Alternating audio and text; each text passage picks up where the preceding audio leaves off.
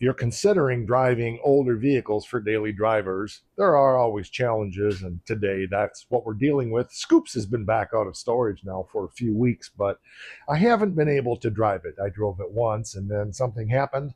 I'm not sure what it was, but I popped the hood one day as I was pulling out of the driveway and it was spraying gas everywhere. Probably just a bad fuel line, but we need to check it out and we need to get it fixed. That's what we're after today, but it's about the bigger picture of daily driving classic cars. I'm Mike. You're watching My Car Shop. Oh, good old Scoops. And of course, it has to be raining, but I've got to get this done because I got to stop driving the truck because it's expensive with 8 miles per gallon.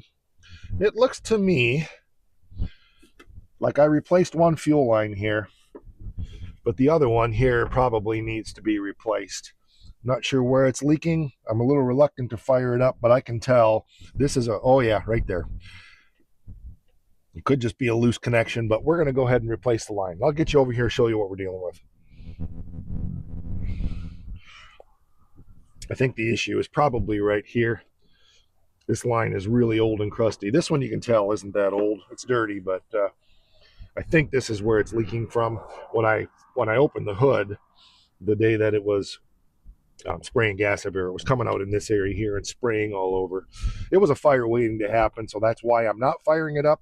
I'm going to go ahead and cut a piece of line. We're going to get this replaced and see what else we got. The car's been stored all winter, so probably do a little drive, see what else we got. This line might be a little overkill, but it should work.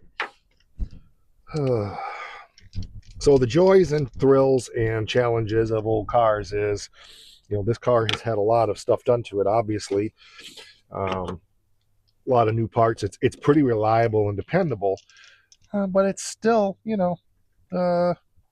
43 years old, 53 years old. What is it? 1973 to 2026 is 53 years. Yeah. That's old. Not as old as me, but it's old. So stuff's going to happen, and even things that you replace are going to have to be replaced. That's about the right size. Yep. Okay. So it's I still find, though, not just the fun of driving the classic car, but the inexpensiveness of repair, the simplicity of repair. The cost is so much cheaper than the new cars. When we had the Countryman, which we sold, the last repair bill on that was over $3,000, and that's just the nature of newer cars. They're expensive, they're high tech, they are not green. In fact, I've got an episode coming on the green hoax of new cars, because I'll just give you a preview of it here. From the cost of inception through manufacturing, through recycling, scrapping process, and the repair process, there is nothing green about new cars at all. It's a huge hoax. A vehicle like this that you can drive for 50 years has a much lower carbon footprint. I don't care what comes out of the exhaust pipe. The overall carbon footprint is significantly lower than these new cars when you take into account manufacturing through recycling. Especially the recycling process on these things is ridiculous. The cost, yeah, they're just not built to fix. They're very technically difficult. So, all right, let's fire this up and see what we got. All right, guys, keep me informed if it's spraying gas everywhere, okay? Oh, nice. This thing has a battery draw and it kills the battery, so I gotta go get a charger or swap the battery. Oh, it drives me nuts. Never been able to figure out where that battery draw is. It's not consistent is part of the problem. Okay, hopefully this one's good. This is the one that was in the charger. Oh, that's another challenge of older cars. At least I have that challenge, is around here, the batteries. Yep, that's got charge to it. I heard it zip. That's interesting, though. I heard it goes, so that means we may be able to trace down our battery draw. Not today's issue, but if it sits for more than a few days, not always, but sometimes it kills the battery. So let's fire it up and see what we got.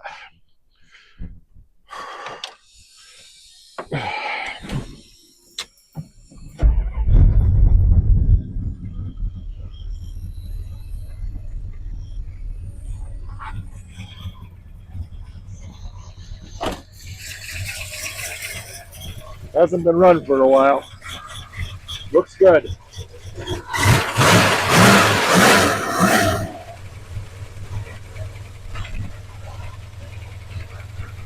Looks good. No gas leaks. Very good. All right, let's take it for a little spin. Oops. Got to fix that first. Gauges are looking good. Gas gauge is full because I filled it because the gas gauge actually has a problem. I don't have a phone holder in this right now, so that's going to be a challenge. Hold on. All right, that'll work. So one thing I got to fix. I bought the bushings. I need to get the wiper fixed. That's got to happen soon. But at least I have a driver's wiper, sort of. It looks like we need a new blade. It's always something. All right, let's go for a putts here.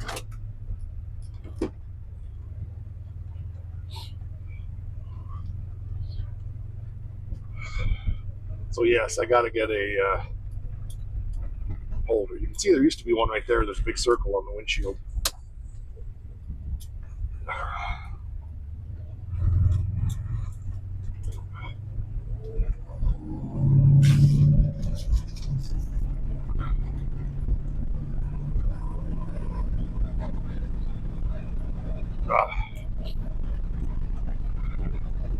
The nice thing about this car is it actually has heat.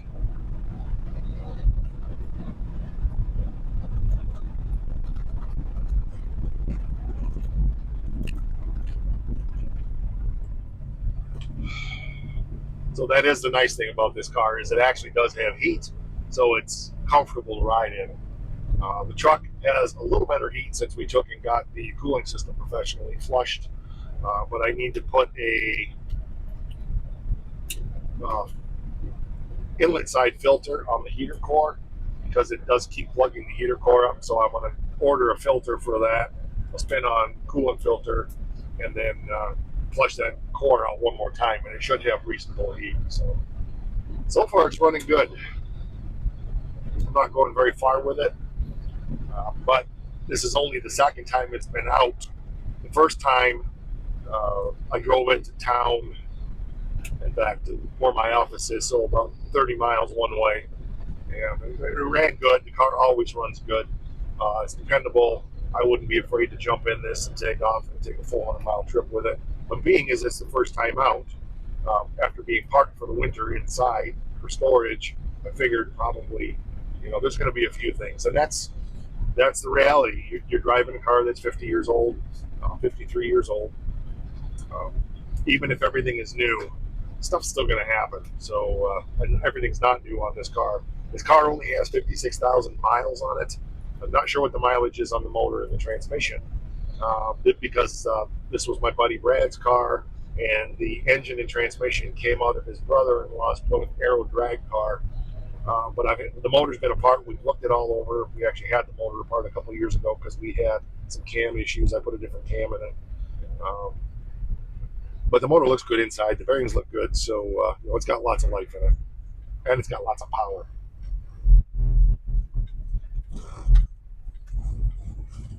All right, let's see if she can. I don't want to burn the tires off because they're expensive, but let's just see what she's got.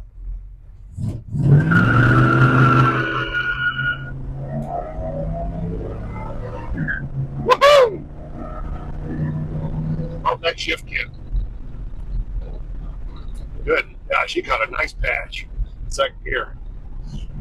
This motor's probably, I would guess, about 300 horse. It feels very similar to a couple 340s I had. It's a 9.5 to 1 compression 318, and it's got a 284 450 kinetics cam in it on 108 load centers. It's a good lumpy cam. It's a perfect cam for this motor. This actually is a cam that I had in my first 340, and that was a 10.5 to 1 motor, and that thing ran like crazy. It ran my Duster down the track, spinning the tires all the way through first and second gear at 1448 at 95 miles an hour. And so I know that was a solid 13-second car, probably a low 13-second car. So this motor's got a little less compression and a little less bore, but it really runs good. And the thing I love about it is it's got a 270 gear. and I still get 20 miles per gallon with it. So if I run pump premium in it, which I don't, I can bump the timing up just a little bit more, and it's a decent car. So if you're going to consider driving an older car, these are a great option. I mean, this is basically what I'm building in Thunderstruck for my wife. It's the same drivetrain, except that's going to be, I think, an 8.8 to 1, 318, 8.5, 8.8. I forget what that motor is. No shift kit, and it's a 2 barrel. I'm not putting a 4 barrel on it, but that 270 gear, same drivetrain. So she should. I've always gotten 20 miles a gallon with a 318, with a 270 gear and an automatic, and that's going to be really nice. So basically, she's going to be driving this car, except it's going to be a 39 Dodge truck body. So again, consideration. So what are you looking for? If you're looking for 50 miles to the gallon, you're not going to get that out of an older car, but your repair bills are going to be a lot higher overall. You can find really nice old Mopar A bodies for $15,000, $20,000, sometimes a lot less, um, and fun driver cars. So if you're considering an older car as a driver, will they break down more often? Probably, but they're going to be a whole lot cheaper to repair. Well, if you can hear that cam.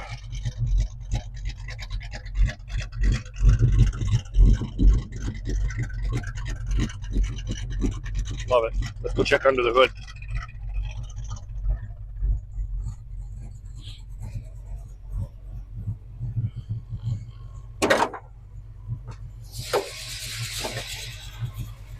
What my buddy Dave would call drier than a popcorn fart. Rest in peace, buddy. Hard to believe you've been gone for almost 3 years.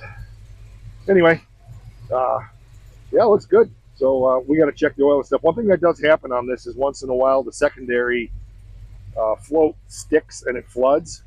But okay, looks good. I thought we had a bubble in our hose, but just doing that burnout cleared it out again. So that took care of that. So yeah, fun car. I do have a driver's door over there that's going to go on here to fix this problem, and we'll get that painted up hopefully this summer.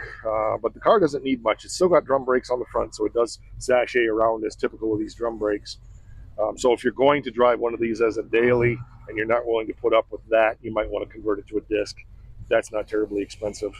And the way I do things, it doesn't cost much at all, but I'm not going to bother with this one. So, and I do have an 8 3/4 rear end for this, but as long as that 270 gear and that 7 1/4 holds up, I'm probably not going to mess with it. So keep that 8 3/4 for another project. Well, there you go. If you're going to drive an older one, these are a great option, and you can find them for as little as $3,000-4,000. Sometimes they're going to need work, but well worth it, I think, if you want a really cool old daily driver and put some upgrades into it. If you're willing to put in the time and the sweat equity, it's a great way to go. This is my summer driver. Between that 88 pickup Wanda and this is my main transportation. Like I said, we've got wipers to do. I've got a list of other things we need to do to it, like the gas gauge quits when it drops below a half a tank, so I need to fix the sending unit in it. But it really doesn't do much. It uses a quart of oil in about 800 miles, so you have to keep an eye on the oil, but so what? So that was a quick one, but I thought it would be fun to take you through just checking it out for the spring, taking it for a little drive, fixing the fuel leak, obviously checking it over, and just talking about, even though it's not a Talk About It Tuesday, just talking about using classic cars for your daily drivers. Yeah, I'll talk about that in the green episode, because Clash for Clunkers was a very intentional slice into the car market, and we'll talk about that on a Talk About It Tuesday, so you can look for that. All right, that's going to do it for this one. Cheap and dirty, quick and simple, but it's real life in living with driving classic cars on a daily basis. We'll catch you on the next one, and don't forget, because it's important.